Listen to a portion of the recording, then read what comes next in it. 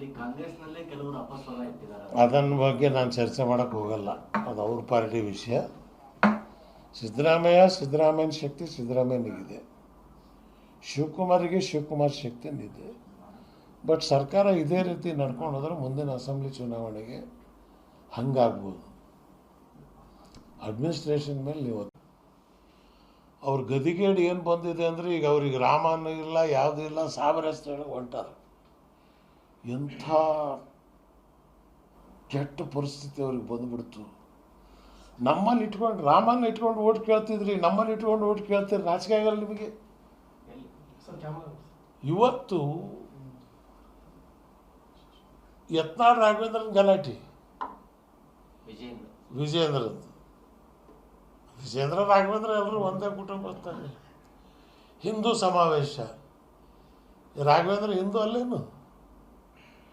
ವಿಜೇಂದ್ರ ಹಿಂದೂ ಅಲ್ಲ, ಯಡಿಯೂರಪ್ಪ ಹಿಂದೂ ಅಲ್ಲ. ಯಾಕಡೆ ಹೊಂಟಿರಿ ನೀವು? ವಕ್ಫು ರಾಜ್ಯ ಸರ್ಕಾರಕ್ಕೆ ಹೇಳ್ತೀನಿ ನಾನು, ನೀವು ಹಿಂದೆನೂ ಕೂಡ ಸ್ಪಷ್ಟಪಡಿಸಿದ್ದೀರಿ. ಒಂದು ದೊಡ್ಡ ಪೇಪರಲ್ಲಿ ಜಾಹೀರಾತು ಕೊಟ್ಟುಬಿಡ್ರಿ, ಯಾರ ಹೆಸರಿಗೆ ಪಾಣಿ ಇದೆ ಅವನೇ ಭೂ ಒಡೆಯ.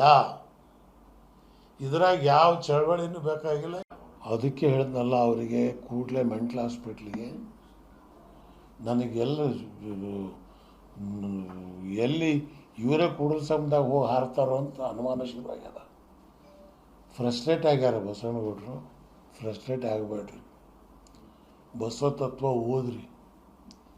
ಸಿರಿಗೆರೆ ಮಠಕ್ಕೆ ಹೋಗಿ ಸಾಣೆಹಳ್ಳಿ ಸ್ವಾಮಿಗಳ ಹತ್ರ ಕೂತು ಮುದ್ದೆ, ಸೊಪ್ಪಿನ ಸಾರು, ಬೆಳಗ್ಗೆ 3 ಗಂಟೆಗೆ ತಣ್ಣೀರು ಸ್ನಾನ ಮಾಡಿ ಮಡಿ ಬಟ್ಟೆಯಲ್ಲಿ ಕೂತ್ಕೊಂಡು ಬಸವ ಆರಾಧನೆಯನ್ನು ಮಾಡಿ, ಬಸವಣ್ಣನ ಕೃಪೆಯಿಂದ ನಿಮಗೆ ಒಂದು ಜ್ಞಾನೋದಯ ಆಗತ್ತೆ ಅನ್ನೋ ವಿಶ್ವಾಸ ನನಗಿದೆ.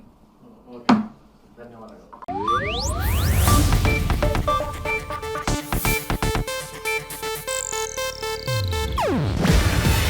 ಇದು ಏಷ್ಯಾನೆಟ್ ನ್ಯೂಸ್ ನೆಟ್ವರ್ಕ್ ಪ್ರಸ್ತುತಿ. ನೀವು ನೋಡ್ತಿದ್ದೀರಾ ಏಷ್ಯಾನೆಟ್ ಸುವರ್ಣ ನ್ಯೂಸ್.